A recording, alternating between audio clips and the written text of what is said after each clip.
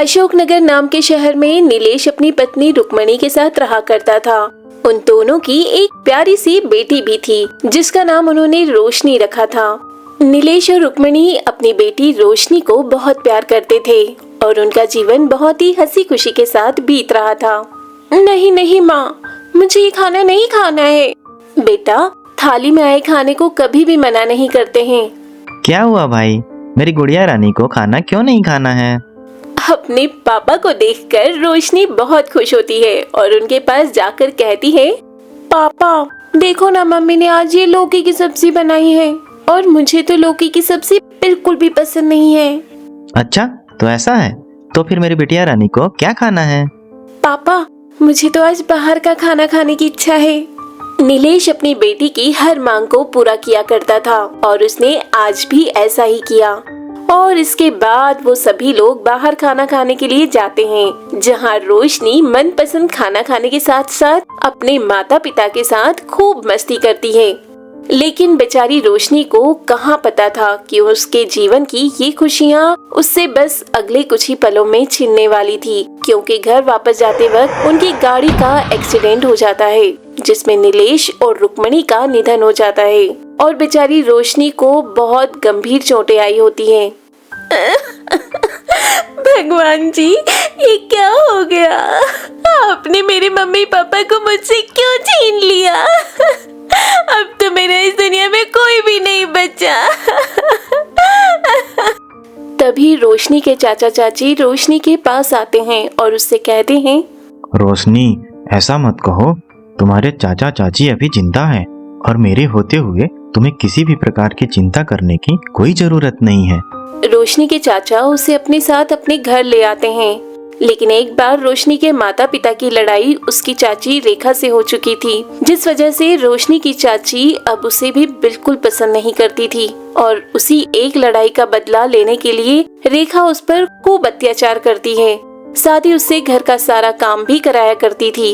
रेखा की 2 जुड़वा बेटियां भी थी जिसका नाम नैना और सुनैना था।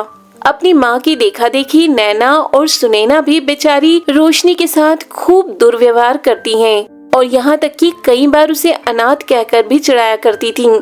लेकिन अपने माता पिता के गुजर जाने के बाद से बेचारी रोशनी और कुछ भी कर नहीं सकती थी, इसीलिए ये सब सहते हुए भी अपनी चाची के साथ रह रही थी। रोशनी, ओ रोशनी, अरे कहाँ चली गई? जल्दी से आ यहाँ। जी चाची, आपने बुलाया? और आप सब लोग इतना तैयार होकर कहाँ जा रहे हैं? तो सुन, हम लोग नैना सुनैना की फ्रेंड की बर्थडे पार्टी में जा रहे हैं, इसलिए तू आज सिर्फ अपने चाचा और अपने लिए ही खाना बनाना और याद से बर्तन धोकर ही सोना, समझ गई ना? बेचारी रोशनी का कोई दोस्त नहीं था और न ही वो कहीं बाहर जा पाती थी, इसलिए वो अपनी चाची से कहती है, चाची प्लीज मुझे भी अपने साथ ले चलिए। वैसे भी मेरे मम्मी पापा के गुजर जाने के बाद से मैं कहीं घूमने नहीं गई हूँ।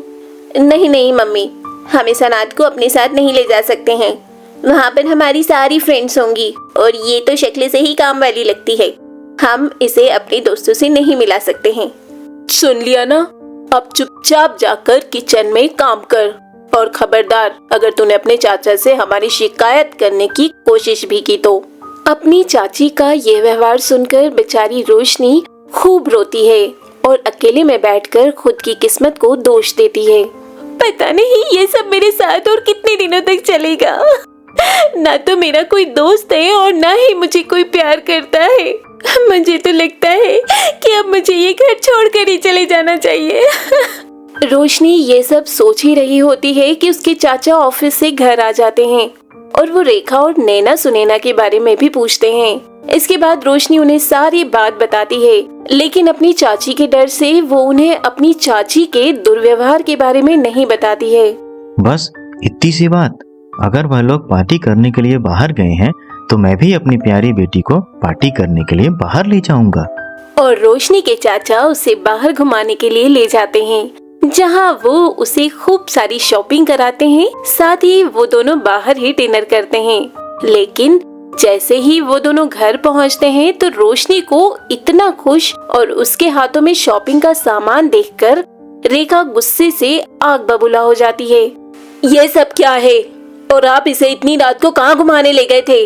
रोशनी के चाचा रोशनी का पक्ष लेते हुए रेखा से बहस कर लेते हैं और रेखा को ही डांट देते हैं। ये लड़की तो यही चाहती है कि आपका और मेरा झगड़ा हो जाए और ये घर भी टूट जाए। पहले तो अपने माँ बाप को खा गई और अब मेरा घर तोड़ने पर तुली हुई है।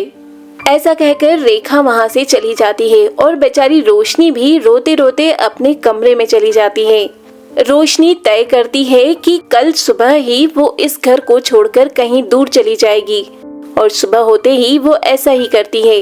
वो सुबह सुबह सबकी नजरों से छुपते हुए घर से बाहर निकल जाती है और कुछ देर चलने के बाद उसे एहसास होता है कि मैं घर से तो निकल आई हूँ, लेकिन अब जाऊंगी कहाँ। ऐसा सोचते हुए रोशनी सड़क पर चली जा रही थी और दोपहर हो जाने के कारण बाजार में भी बहुत भीड़ हो चुकी थी। रोशनी देखती है कि एक बुढ़िया जिसे ठीक से चलना भी नहीं आ रहा था, वो अपने कंधे पर कुछ बोझ लेकर जा रही होती है और उसे देखकर रोशनी को उस पर तरस आ जाता है। रुकिए रुकिए माँ जी, आपका ये बोझ मैं ले लेती हूँ। नहीं नहीं बेटा, मेरा घर पास में ही है, मैं खुद ही चली जाऊंगी। वो बूढ़ी अम्मा रोशनी को मना करती है, लेकिन रोशनी फिर भी उनका बोझ अपने सर पर रख लेती है और अम्मा के साथ उनके घर के लिए चलने लगती है। और घर पहुंचते ही वो अम्मा कहती हैं, बहुत बहुत धन्यवाद बेटी। बाजार में इतने सारे लोग थे, लेकिन किसी ने भी मेरी मदद करने के बारे में नहीं सोचा और तूने तो बिना कहे ही मेरी मदद कर दी। इसमें धन्यवाद की क्या बात है अम्मा? मेरी मम्मी कहा करती थी कि हमें अपने बुजुर्गों की मदद करनी चाहिए, क्योंकि उनके आशीर्वाद से जिंदगी की हर एक समस्या दूर हो जाती है। वाह बेटा, तेरी मम्मी तो बहुत समझदार है। वैसे कहाँ रहते हैं तेरे मम्मी पापा? भगवान जी के पास। मेरे मम्मी पापा तो बहुत पहले ही भगवान जी को प्यारे हो चुके हैं। इसके बाद रोशनी अपनी जिंदगी के बारे में बताते हुए बहुत जोर जोर से रो पड़ती है और अम्मा रोशनी को चुप कराते हुए कहती हैं, चुप हो जा बेटा, तुझे याद है ना तेरी मम्मी ने क्या कहा था? यही कि बड़े बुजुर्गों के आशीर्वाद से सभी दुख दूर हो जाते हैं। क्या मतलब है आपका? बेटा, ये जादुई काजल है जिसको लगाने के बाद इंसान की मांगी हुई हर एक इच्छा पूरी हो जाती है। मुझे ये काजल एक साधु बाबा ने उनकी मदद करने पर दी थी और कहा था कि मैं ये काजल सिर्फ अपने बच्चों को दे सकती हूँ, लेकिन अब मेरा कोई बच्चा तो है नहीं, इसलिए मैं तुझे अपना बच्चा मानकर ये काजल तुझे दे रही हूँ। तो ये काजल लेकर अपने घर वापस चली जा। इससे तेरी इच्छाएं तो पूरी होंगी ही, साथ ही तेरी चाची और बहनों का तेरे प्रति व्यवहार भी बदल जाएगा। रोशनी को पहले तो अम्मा की बात पर यकीन नहीं हो रहा था, लेकिन ये काजल लगाकर जैसे ही घर पहुंचती है तो उसकी चाची दरवाजा खोलते हुए कहती हैं, अरे बेटा, तुम सुबह सुबह से कहाँ चली गई थी? मुझे तुम्हारी कितनी फिक्र हो रही थी। अपनी चाची का ये बदला हुआ रूप देखकर रोशनी बहुत ही हैरान रह जाती है।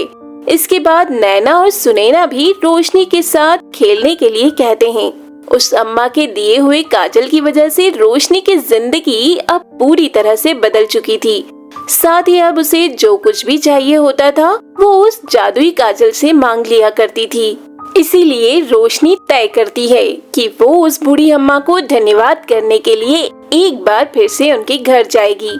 लेकिन जब रोशनी वहाँ पहुँचती है तो वो देखती है कि वहाँ तो कोई भी घर मौजूद ही नहीं था। रोशनी समझ जाती है कि उस बूढ़ी अम्मा को भगवान ने ही उसकी मदद करने के लिए भेजा था।